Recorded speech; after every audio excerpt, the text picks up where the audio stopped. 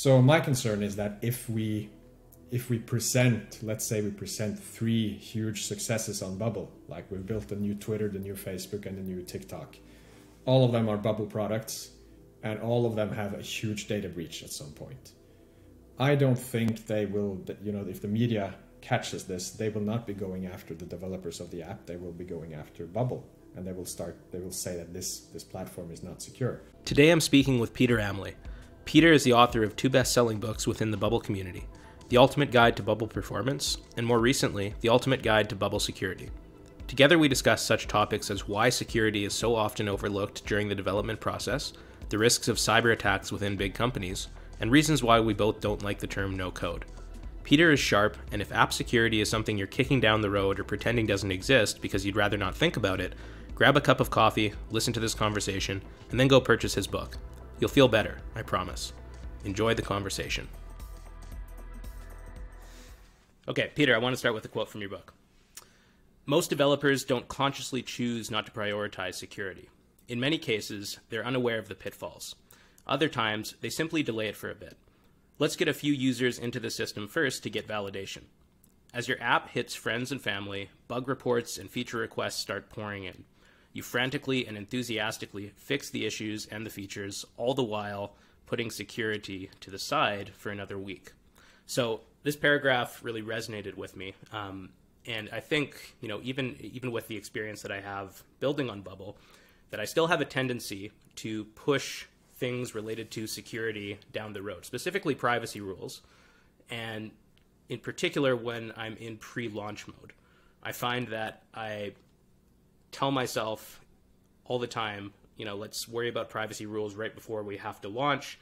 And invariably, when I get to the point where I do have to worry about privacy rules, I wish that I would have started worrying about them a little bit earlier, because often once I do, they start kind of screwing up other parts of the app in unexpected ways, and I often have to go back and rethink parts of my data structure. So I'm wondering how you approach security, privacy rules in particular, when you're building an app on Bubble. At what part in the build process do you start thinking about it? Well, I'll say something about that quote first, just to give some background as to why I included it there. Because it's kind of, as I say in the book also, that's another quote. These are kind of psychological ramblings that don't belong in a technical guide, right? But I think there's some truth to it that, there is nothing sexy about security. Security is only interesting when you discover that you should have had it a week ago, right? So when something happens that you should have stopped, that's when you start thinking about it. And I think there are 2 points to this when it comes to the planning process, is that, first of all, it's not easier to build an app with no security. It's just as easy to build it in a secure way. And it's definitely not easier to implement security down the road after you built everything else. So to answer your question regarding, when do I start the process, is that what people will discover with privacy rules in particular, which is your most important security tool, is that they're not that flexible, right? They're kind of rigid in how you can use them, and one of the first things people discover is that you can go down several levels, like the users, companies, well, the user code, but the companies, teams, you can go several levels down. And what that means is you have to plan your database around these privacy rules for it to make sense. And going back and doing that work when you have a fully functional app with no privacy rules, that's one hell of a job, right? It's not something I would like to, it's not the order that I would do it in. Right. So what you're saying then, I think, is when you're thinking about even just your data structure, because of some of the limitations with Bubble's privacy rules, you plan your data structure with those limitations in mind from the start for every single app. Yeah, I do. And, when you build a few apps, you'll start seeing that they're not that different, right? Many of them have kind of a SaaS perspective, in which case you will have to silo each company on its own. And, you'll find yourself setting up the same privacy rules if you work like in an agency or as a freelancer with multiple projects. You will start to see that you're building the same app over and over again, really. So the variations in how you set up privacy rules are not that big, right? But you will find that if you wait until the app is finished and then start to implement it, you're going to lose a lot of time. You're not saving time doing it that way. And again, the psychological part is that a lot of people say that, okay, I'm going to wait until X and Y, we reach some certain level, maybe have a few users on board. I don't need privacy rules because it's only my friends testing this. People tell themselves these things, and what you'll end up doing is that you're not doing it at all. So, and I don't only know myself that way from, when I started out, and I was kind of, privacy rules were kind of, okay, I'll leave those at the side for a little while. But I keep seeing it with coaching clients that they get on board, they want some help with security, and it turns out they haven't touched the privacy rules at all. And they have an app that has taken maybe 3-4 months to build. So it's a huge project, no privacy rules, which just makes no sense from a security perspective. Let's dive into some of the other psychological reasons why people ignore privacy rules or security in general that you highlight. This is from the same paragraph, and I think this part is really interesting. So just like procrastination, our priorities are more driven by our emotions than we'd like to admit. If security is an area of bubble development where you feel not adequately educated and perhaps a bit bored, it's easy to put it on hold while you feel productive, focusing on other things. So what's wrong with us as humans? Why do we have this weird psychological thing? Because what's interesting about this paragraph is it's not just that we're delaying it. What's implied here is, at least part of it, is you're saying if we don't feel confident enough, if we don't know enough about security, we tend to procrastinate or push it off. So what's going on there? Well, I think I kind of learned this stuff, I can't remember now, it was years ago, from an article or something that really opened my eyes when it comes to procrastination. So that's why I brought that up, is that procrastination is in many ways an emotional response to something. So you don't usually procrastinate. You certainly don't procrastinate a task that you enjoy doing. If you love doing something, you're not going to procrastinate it. And the more, or the less you look forward to doing it, the more you procrastinate. And I think that goes back to security as well, that it feels a bit technical. It feels a bit overwhelming to get into, which I can understand. Privacy rules is still just one part of app security. And most who come to Bubble are not, they haven't been trained in any security at all. So it's hard to say, what should I protect when you don't know what the risks are? So, what kind of holes do I need to fill in my app? It's hard to say that when you come from a non-technical background and you have no clue what a hacker or anyone would try to do. And I think that can feel overwhelming, and that's why we kind of put it away. We push it forward and we say, I'll take this another day. Maybe I'll hire a coach. Maybe I'll hire a freelancer to do it. And it ends up never happening in many cases. And you go on to, talk about how they suggest at least that this is not just a problem within Bubble, but a problem with many companies. You share a finding from a study conducted by IBM that says 50% of companies have $0 allocated towards security in their budget, which is crazy to me. More recently, too, I was listening to a podcast. It's called Your Undivided Attention. I don't know if you ever saw the movie on Netflix, The Social Dilemma. Have you seen that? I know roughly what it's about, but I haven't seen it. Okay, so these guys spend a lot of time thinking about the risks of social media in particular, but they had recently on their podcast an episode that was all about cybersecurity. And they interviewed someone named Nicole Perlroth, who was talking about cybersecurity, but not just in the way that we think about, like apps being hacked or security vulnerabilities on like web applications, but like critical infrastructure being hacked. And she gave this example of the Colonial Pipeline that got hacked back in 2021, and just highlighted how crazy this could have been. So apparently, like, the U.S. could have only handled this one pipeline being down for 3 to 5 days before the entire economy got screwed up as a result. And so is this something you think about? Like I'm curious to know about you thinking about like existential risks with cybersecurity. Are you curious about that more? And has writing this book made you more aware of vulnerabilities at other companies that are just massive like that? It has kind of. I won't say I'm not losing sleep over it. It doesn't concern me that much. But I would say it's made me a lot more aware about two factors. One is, of course, just the technical stuff, just how much security is lacking in a lot of different projects, outside of the bubble sphere, simply because it's not an investment that they're willing to make.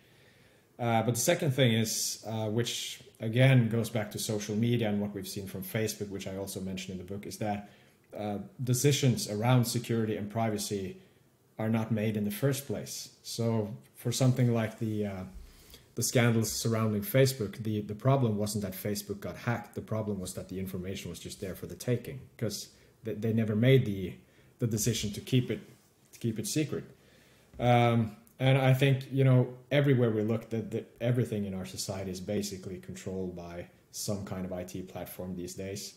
So yeah, there's definitely risks. We see the war going on in Europe now.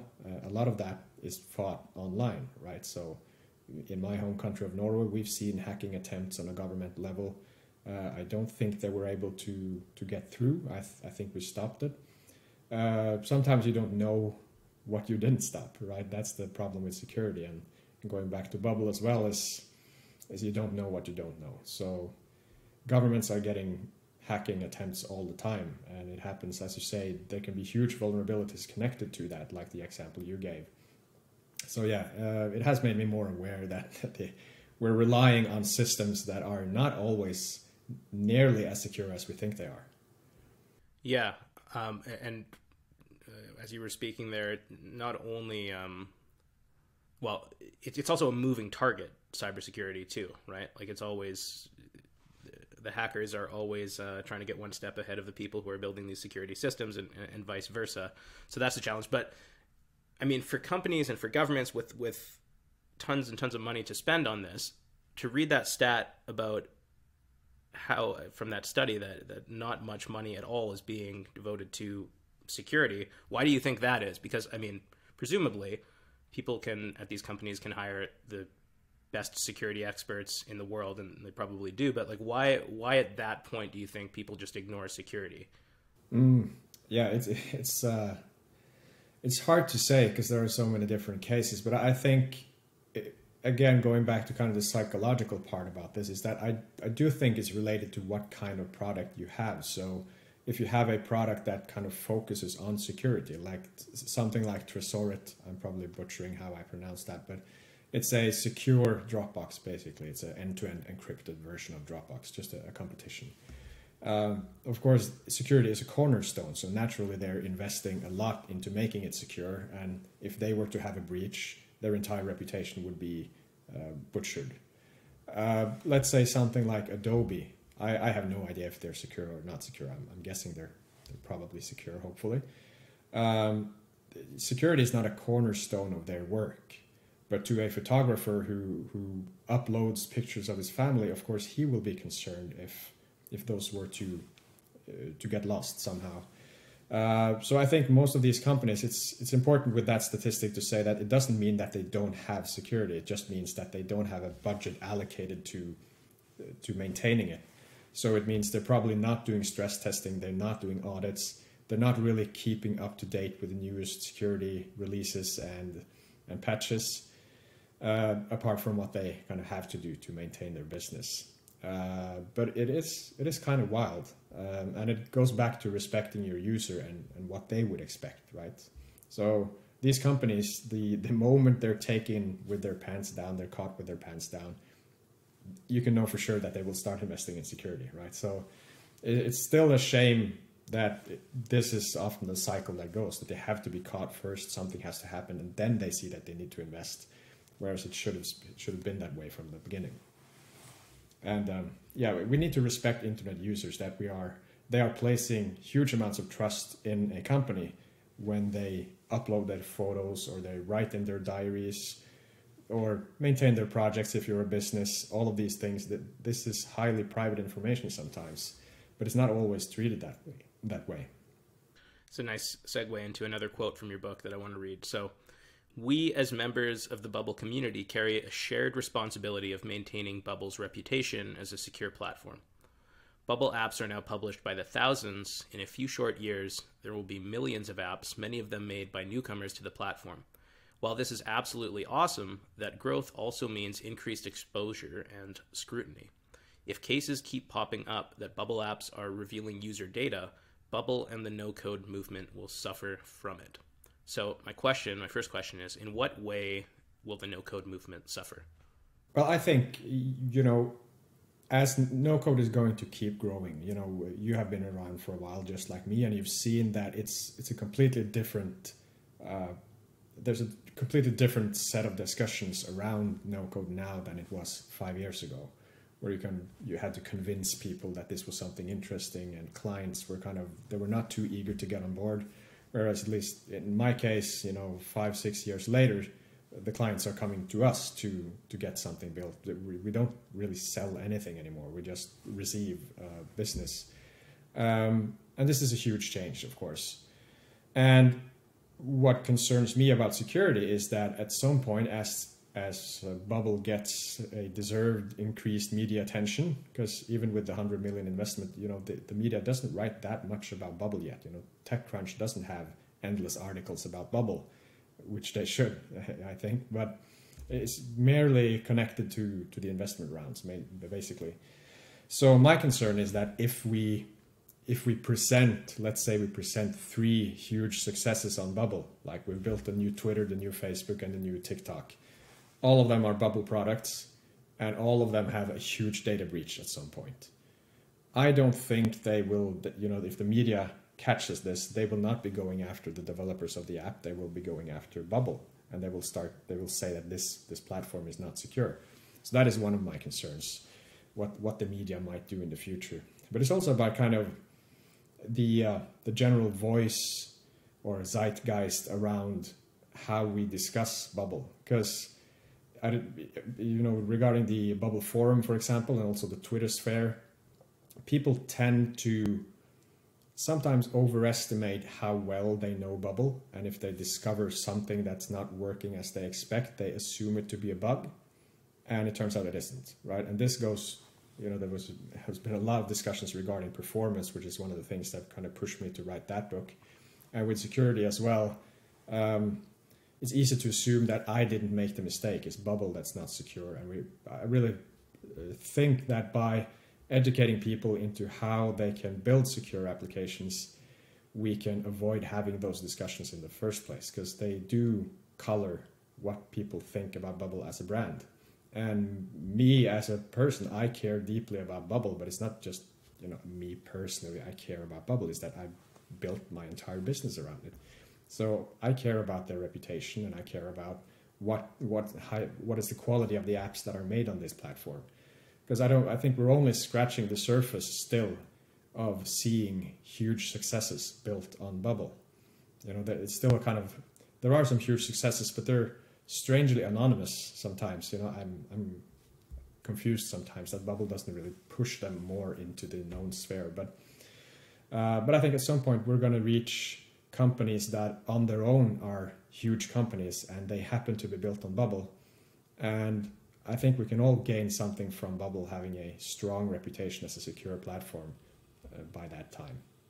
Why do you think that is, that they don't push more of the successes? Because I noticed that too. Hard to say. I really don't know. I've never asked them. And maybe they regard their clients' work as kind of private, so they don't want to push them too much. I'm sure they would be allowed to if they asked, at least by some of them. So it could be just one of those things that just happen to not happen, so to speak. Okay, so I have this idea. I want to run it by you, and it'll take me a second to develop it and might turn into a rant for a bit. But I want to get your opinion on it, because I think it's kind of related to what you were just saying. And that is like the actual word no code. I really don't like the word no code, because I think it feels kind of cheap to me. And whenever I have to talk to my friends and tell them what I do, and that when they don't know what Bubble is, the first question that comes up after I explain it is, oh, it's like Wix or Squarespace, right? And then I explain how it's different from that, but my explanation never really seems to hit. And I think that a lot of the marketing around no code and like the word no code, inherent in the word no code, is this promise that, hey, come to Bubble, it's going to be super easy to build your app. You can build the next Airbnb in a weekend kind of thing. And while there is some truth to the promise that we're solving the problem of how difficult web development is. Anyone who's spent any time building seriously on Bubble knows that it's not as easy as it seems to be, right? And so the reason I bring this up is because I think there's some relationship between how no code is presented and marketed as this like easy plug and play solution, and the feeling that we get as Bubble developers sometimes that security is not something that we need to take as seriously as we probably should. So does that make any sense, or am I are you following that line of reasoning at all? Do you see any connection there, or do you agree with it at all? Yeah, I do agree with it, and I agree with you that I think easy is the wrong way to describe Bubble, because Bubble isn't that easy, as you say. It is, it's easy to do something in Bubble, but it's not easy to do the right thing. I've worked sometimes with people who have bubbled for a year, and we do some cases or some tests to see how their skill level is, and we can see that they still have a lot to learn, and that's completely fine. But it tells you something about, if they're not fully developed as a Bubble developer after 1 year of working more or less full time, it can't be as easy as they describe. And I also agree that no code is not the best description, because I think kind of describing the absence of something doesn't really tell you much about a product. And I still think it has its value, because it's a very easy way to describe something. And I think the buzzword in itself for a business like Bubble has maybe enormous value in this case. Like no code is slowly becoming a pretty big buzzword. You can see it, of course, I'm primed for that marketing, but I can see it all over the internet now in marketing, that no code is being used in cases where it doesn't really even belong, right? All kinds of products are suddenly no code. Obviously, it's becoming a trend, right? I know Bubble are using it kind of reluctantly. They would like to say visual development. That's how they describe themselves.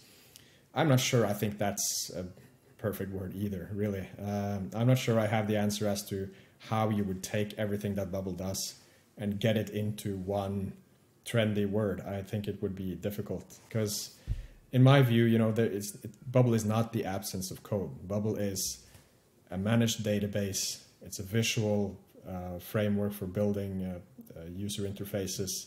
It's a visual interface for building workflows. It's a lot of things that would, I think when I describe it to something, when I have the time to actually go into it, I usually point out what kind of people it replaces. Right, so let's say you have a database manager. Well, you will no longer be needing him, right? Because it's all taken care of. Backups, the database is ready to go the second you create your app. All of that is taken care of. And I think the main mission that Bubble has, which from interviews with Josh and Emmanuel from way back in the day, they made it very clear that they want to make it possible for one person to create a fully fledged application and deploy it and have users in it. And that's what we're doing, really. It's not no code. It's a platform for making it possible for one non-technical person to get their app out there without any experience. And I think, their vision is, they're very much sticking to that vision. That's exactly what we're doing. And even if it's not as easy as the marketing always says, it's still possible, right? I myself, and I'm sure you too, have created apps that would require a team of 6 to 10 people in all other cases, and it's just us, right? It's just us creating this. And in my view, that is clearly the new way to build software. Yeah, when I was teaching the boot camps, I'd always tell my students that, in my opinion at least, the real innovation of Bubble is like tricking you into thinking that you're not writing code or programming, because you actually are. You're just doing it in this visual way that they've created. And the second you start learning, like my path was, I started out on Bubble, and that opened Pandora's box, and I started getting more interested in learning about code. And the second I started learning JavaScript, it's amazing. I had this realization, like, I'm already doing this stuff in Bubble. It's just a different way of doing it. But I think like visual development is definitely less sexy, at least, than no code. But I agree with you. There's this weird paradox going on there where it's good for marketing and brings a lot of users to the platform, but doesn't accurately describe what the product is in a way. One more quote from your book here. As a reader of this book, you're an early adopter of a framework that is likely to power a big part of the web in the years to come. So you've been around since 2016. What's one thing that has surprised you most about this space that you didn't see happening back when you started? That's a good question. I don't know if I've had any huge surprises. The biggest surprise was finding it at all and just learning that such a platform exists and that I'd never heard about it. Because I've told this in a few other interviews as well. I can watch different internet trends and I can be wildly wrong about them, right? I completely underestimated something like Instagram. I thought there was no room for it because we already had Facebook. I would not have been able to predict how big Twitter would be as a political tool. All of these things, I've been wrong lots of times and I've been right sometimes, but with Bubble, there was just no doubt. I was just within half an hour of testing this platform and seeing how easy it was to save something in the database and load it again on the next page load. It was just clear that this was going to change everything. And I really reshaped my business almost overnight as I discovered this. And to come back to your question, one of the biggest surprises at that time was that as you do, I started Googling stuff, right? I started to look for answers for things on the internet. And there was just no one writing about this. I found that so surprising that you had this revolutionary platform that completely changes how you make software. And no one was writing about it. No blog articles, no questions on any of the known bigger forums for developers. There was just complete radio silence. There was nothing about this to find anywhere. And at that point, they had been live. I think they launched 2010 or 11. I can't remember exactly, but they've been live for like 5-6 years. It made absolutely no sense to me. And of course, as many people at that time, I discovered the forum, which was where 100% of information related to this platform was siloed into that forum. The rest of the internet knew nothing about it, and there was just this small forum with, a kind of a small list of early power users, people that had come in before I did as well. And I learned gradually that, that guy, Josh, who keeps answering technical questions, he's the founder. And it kind of grew on me that, okay, this company is still very much flying under the radar of everyone. And, switching from, I had a fairly successful consulting business doing marketing and analytics and stuff like that for businesses. Back then I was living in Dubai. And, I haven't regretted one day just making that complete switch. Where do you see the no-code space, or let's just say Bubble in particular, in 5 to 10 years? And so I guess two questions. And what's preventing it from becoming more mainstream faster, do you think?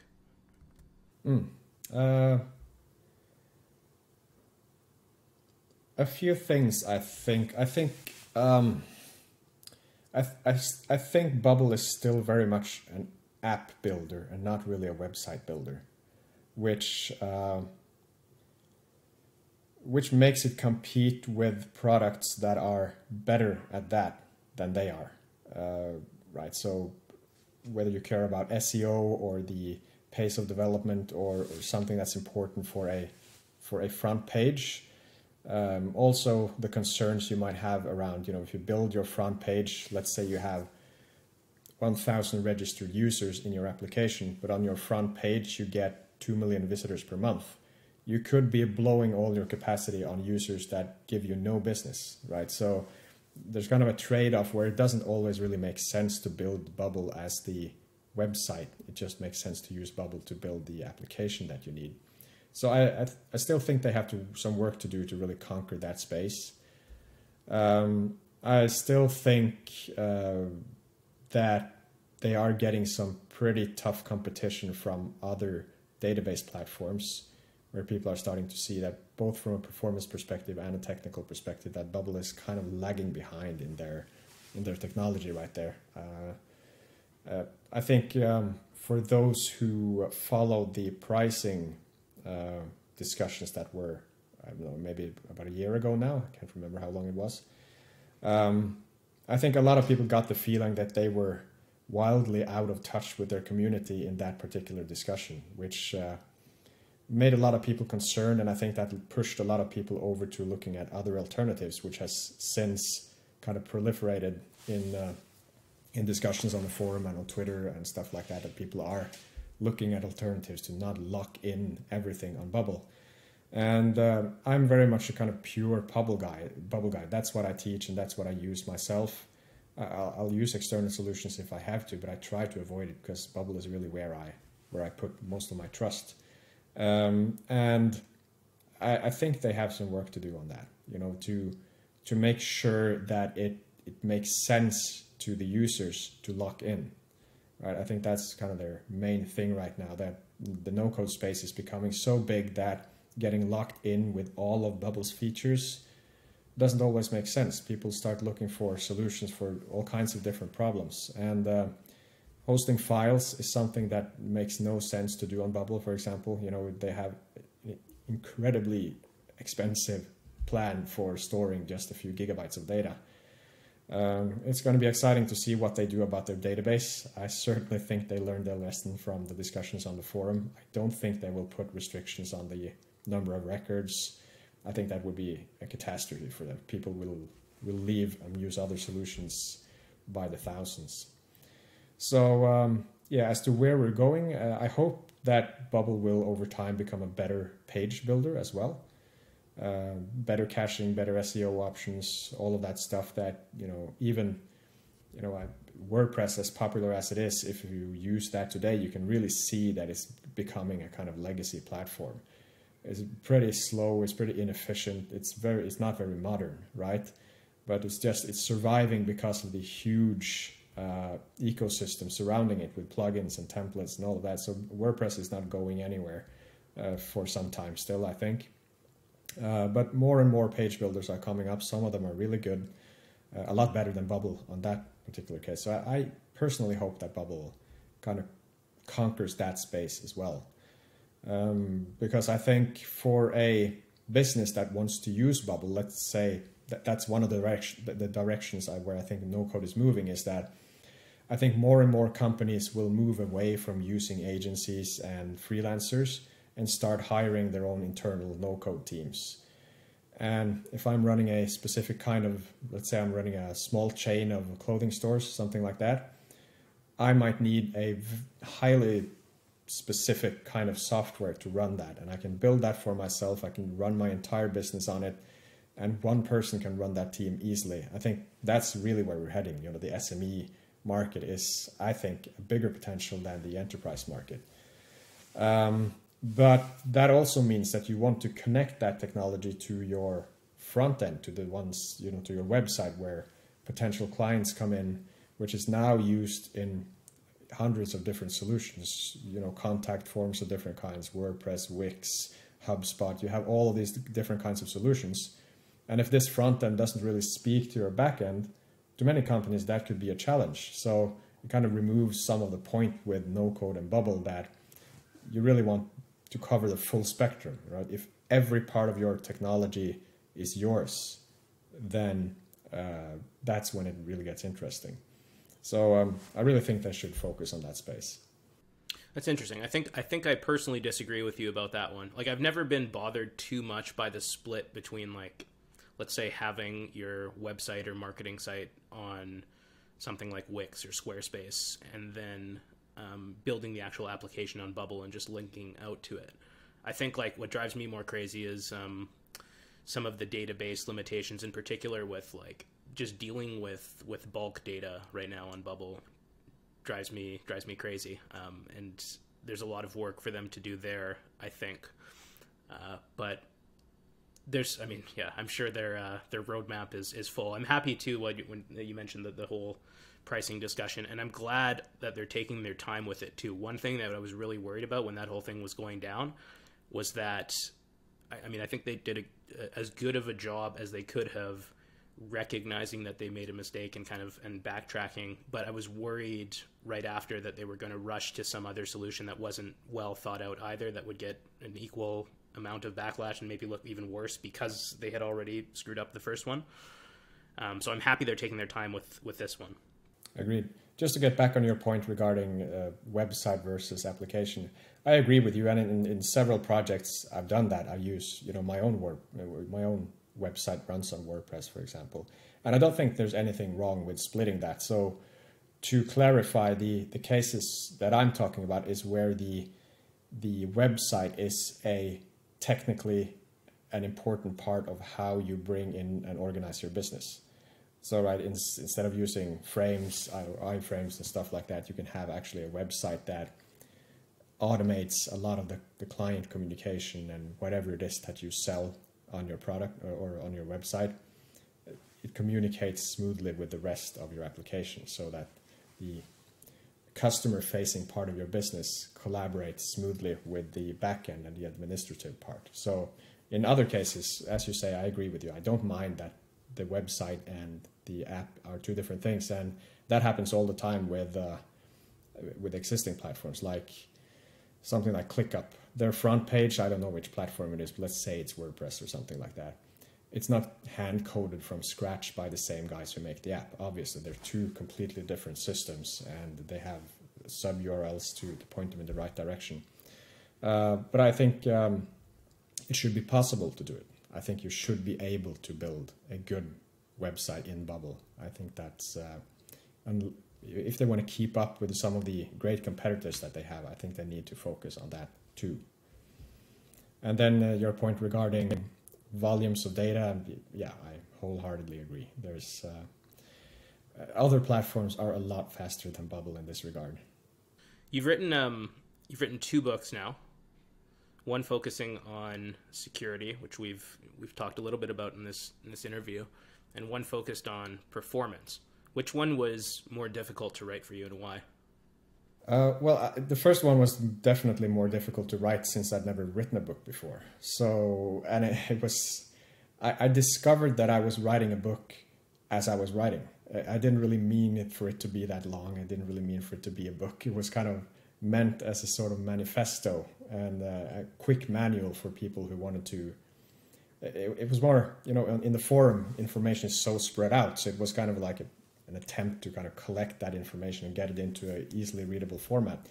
And at some point during that process, I discovered that, hey, this is a book. So the second, my approach to the second one was, I think, a much more structured, because I was at that point aware that I was writing a book already before I had written a single page. So I think people will find, people will have to forgive me that the first book is a little bit unstructured, whereas the second, I hope, is a little bit more well-structured, I hope. But the second one required a lot more research, and it required me to work with a lot more third parties to make sure that my information was correct.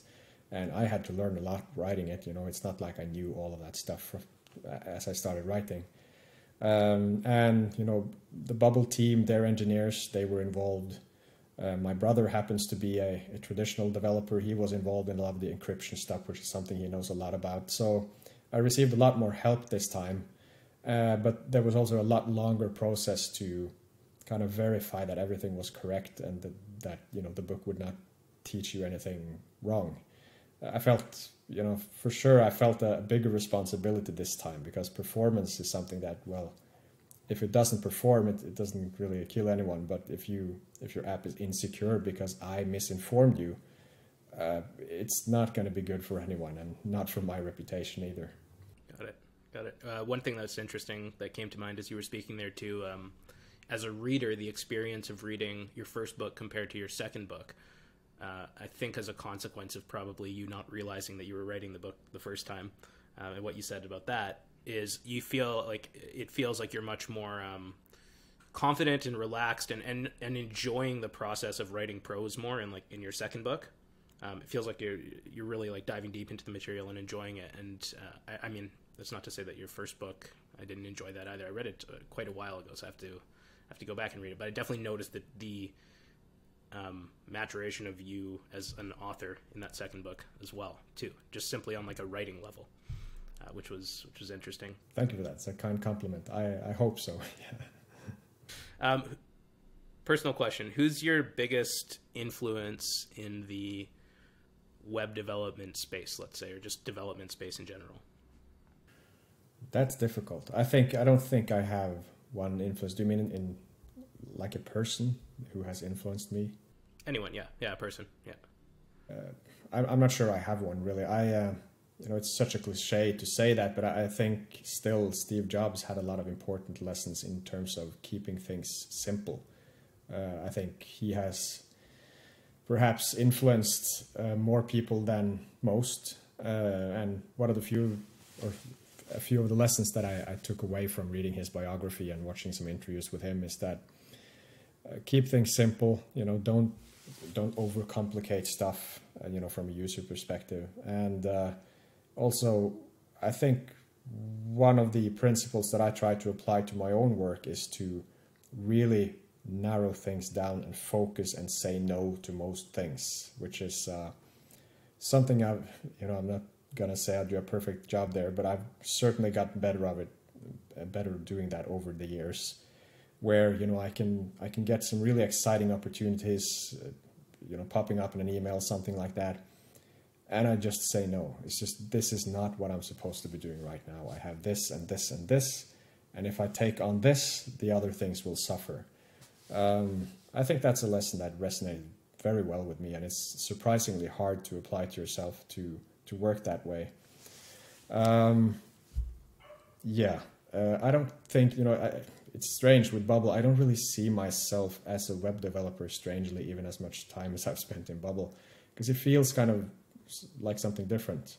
But I have for sure been influenced by, I'm sure, hundreds of people. And I think a lot of the principles around simplicity apply to everything that we do, right? I had this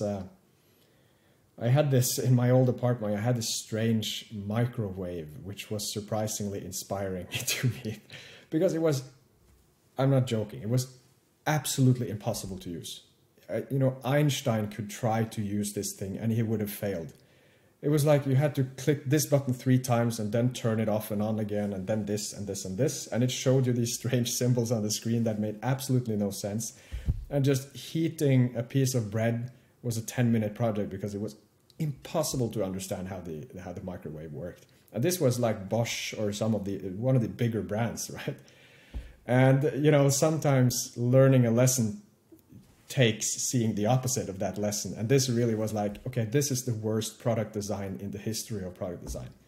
If I work with technical stuff all day and I find it impossible to use this microwave, then it must be very poorly designed. And I still, this is 2 years ago since I tried using it, and I still, it comes back to me sometimes like I really failed at using that microwave. But I've come to relax about that and notice that it was the fault of the microwave and not my own.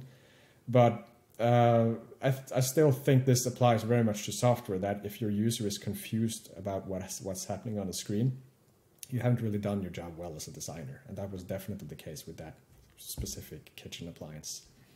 Do you still have it? No, it was in my old apartment and it came with the apartment. So luckily I will never see it again, I hope.